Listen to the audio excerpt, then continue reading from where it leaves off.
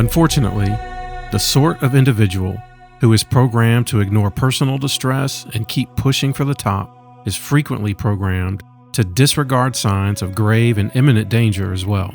This forms the nub of a dilemma that every Everest climber eventually comes up against. In order to succeed, you must be exceedingly driven, but if you're too driven, you're likely to die. Above 26,000 feet, moreover, the line between appropriate zeal and reckless summit fever becomes grievously thin. Thus, the slopes of Everest are littered with corpses.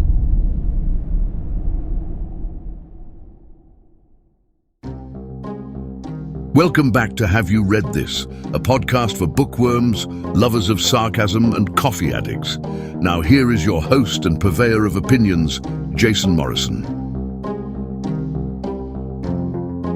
All right. It feels like there should be some kind of unspoken rule that if you plan to start a podcast where you talk about books that you love, you have to begin with the book that really started it all for you. And I guess since I'm talking about it, then I guess there's really not an unspoken rule. Look, I don't really have any rules. I just got a microphone and a couple of opinions and some books. So we're going to take it and run with it. Regardless, I wonder how many of you actually remember the book that helped you switch from a non-reader to a lover of books. I think it's odd that I can tell you so much about the books I've read years ago, but I can't tell you what I ate for dinner yesterday.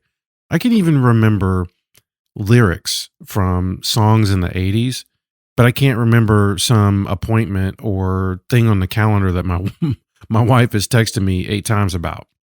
But I can tell you this with 100% certainty, that book, and if you're here right now, you would see my dramatic air quote movement with my hands. But that book for me is Into Thin Air by Jon Krakauer. I know I can't just tell you, hey, look, this is an awesome book and just leave it at that. I mean, I guess I could, but a 2-minute podcast episode, that doesn't really feel right to me. So it looks like I'm going to have a little bit more explaining to do. From his own website, Jon Krakauer will tell you he was raised in Oregon, graduated from Hampshire College in 1976, worked as a carpenter and commercial salmon fisherman, and even lived in Alaska. And for some reason then he decided that's when he was going to make the move to start a career as a writer. I got to say, I don't know anybody else who was a commercial fisherman and thought that's going to be my transition into world famous author, but Krakauer did it. But I would say he did far more than just start a career.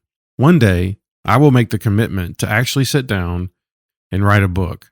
But when that magical day actually comes, I still don't see it as me starting a career in writing. And maybe that's just because I don't have a background as a commercial salmon fisherman in Alaska. But I don't see it as me starting a career in writing. But Krakauer obviously was a little different. It was almost like he was meant to do this work because, as I have learned, he is very gifted at writing. So Krakauer is the author of a handful of books, and just to throw a couple of them out there, Into the Wild, Under the Banner of Heaven, A Story of Violent Faith, Where Men Win Glory, The Odyssey of Pat Tillman, and Missoula, Rape and the Justice System in a College Town. All of these I have went on to read because of how powerful Into Thin Air was. Krakauer won the Academy Award in Literature from the American Academy of Arts and Letters in 1999, which sounds extremely impressive because of just all the words in the name of that organization. The citation for that is worth repeating here because it sums up how I feel about his writing better than I can. And he goes on to say this: Krakauer combines the tenacity and courage of the finest tradition of investigative journalism with the stylish subtlety and profound insight of the born writer. Now, I knew absolutely none of this when I stumbled across Into Thin Air. I was just trying to find that first book that would be the one to make me start reading on a regular basis. And the cover looked cool and the story was intriguing to me. But this book did more than just deliver on all of that. For those not familiar with this book, or even the movie that was later released, you might not be aware that Krakauer is not your typical author.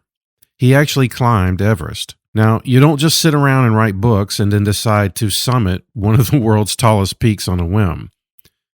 And despite the commercialization of summiting Everest, how there's so many guides and accessories and technology now that are available, and all of this is still a heated topic of debate, you actually have to be in shape. Go figure. You're going to need some experience in climbing these type of peaks in order to do it. At the time, Krakauer was working for Outside Magazine, and he was actually going to write about the commercialization of summiting Everest. On this trip in May of 1996, Krakauer joined Rob Hall, who was a 35-year-old high-altitude guide from New Zealand. Now, Hall himself had been to the roof of the world 4 times, which is just mind-blowing to me. And on top of that, he also led nearly 40 climbers to the summit.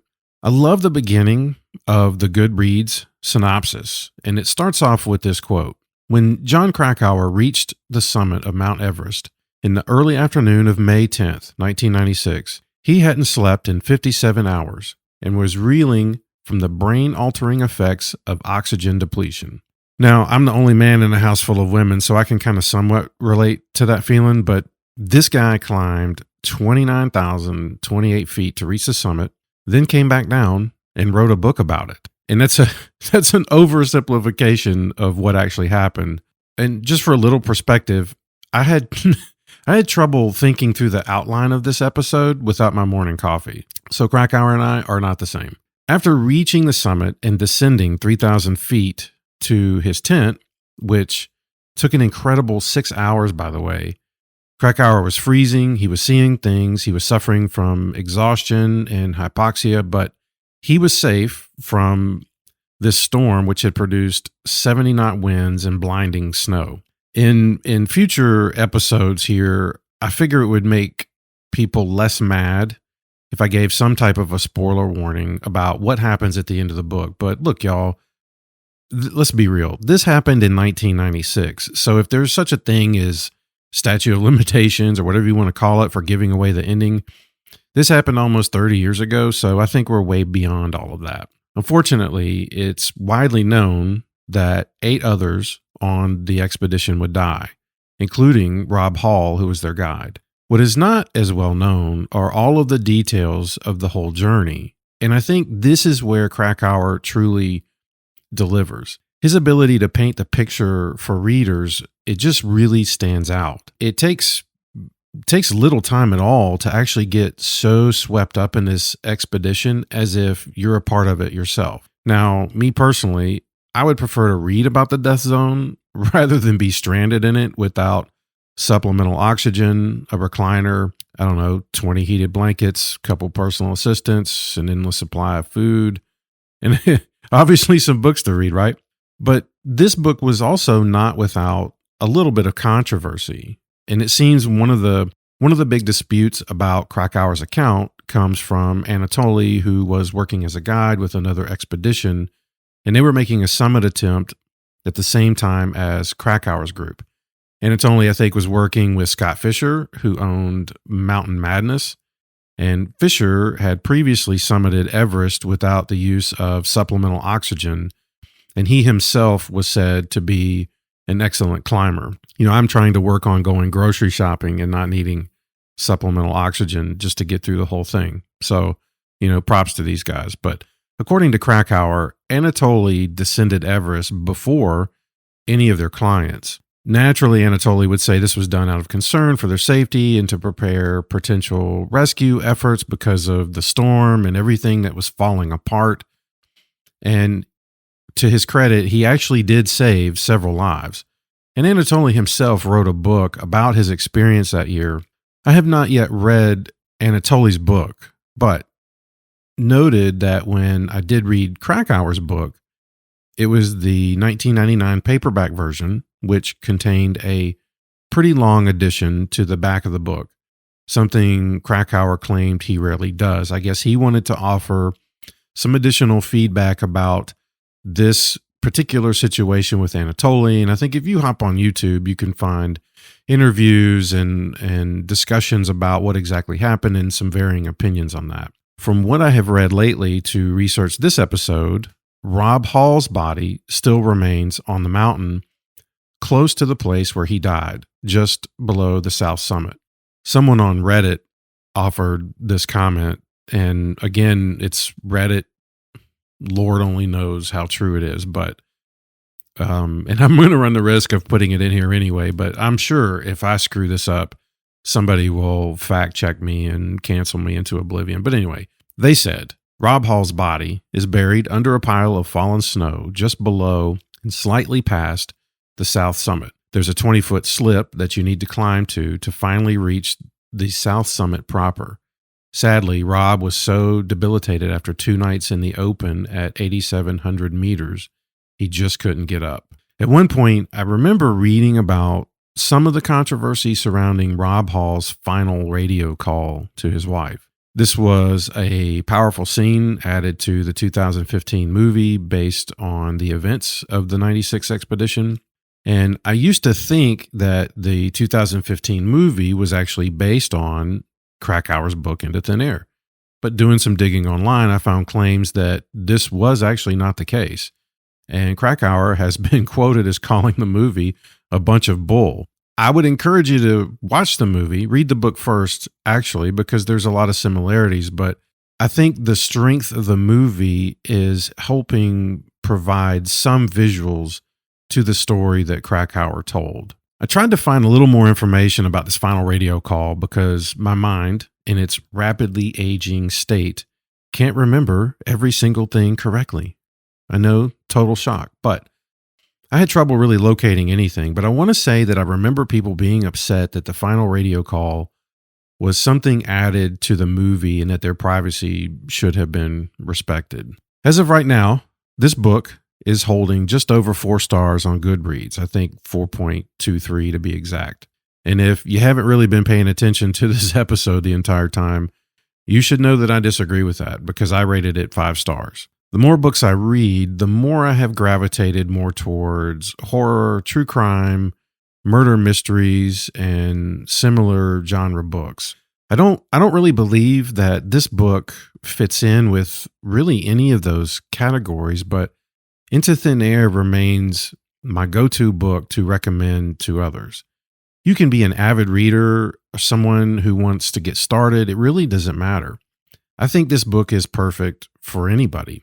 It's a story that feels like it took place on an entirely different planet. I will never experience the death zone or any other aspects of an expedition like this. You know, if I win the lottery and I get 6 months of vacation time, sure, I would love to go do an expedition just to Everest Base Camp, just to see it in person. But I don't see that being in the cards either, much less standing on the top. Krakauer's writing allowed me to experience it, I feel like, as best as possible, but thankfully from the comfort of my couch with my feet propped up and a coffee in my hand. Books like Thin Air, I think, are truly powerful because they create a historic record, but also they open up readers to a subject matter that can just keep them reading. This book introduced me to many others on the same topic, which in turn helped me discover books on other explorations, such as K2 or even cave diving. I mentioned this before, but it's worth repeating that this is a great book for anyone to read, regardless of what kind of books you typically like. Make sure you check out the show notes and description for all of the links to other accounts and articles related to Into Thin Air, because there are some great reads out there related to this. Finally, if you read Into Thin Air, I would encourage you to check out Krakauer's other books. He's probably one of the few authors where once I read one book, I knew I had to read every single thing he had written. He has attacked so many different subjects with the same relentless approach and the same talent. As I look back on this book, honestly, it becomes really easy and really comfortable for me to just sit here in my chair, in my office, donning some headphones, staring at a computer screen to offer a critique on this work by Krakauer. But I was suddenly reminded that this is more than just a well-researched and well-written book. I mean, don't get me wrong, it certainly is that, but it's way more than that too.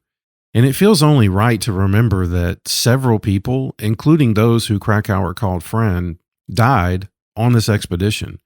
I had the luxury of reading the book and deciding what star rating to give it, while never experiencing the loss he did, knowing what it was like to see corpses on a mountain that were actually used as landmarks, spend time in the death zone, or feel the relief from reaching a tent firmly out of harm's way after descending from the roof of the world. This was a very personal work, no doubt close to his heart, and he recently just posted about it on his Instagram account, and I got curious and I looked at a few of the questions and answers there. Someone commented and said, "Thanks for sharing these great photos. Into Thin Air is such a powerful writing.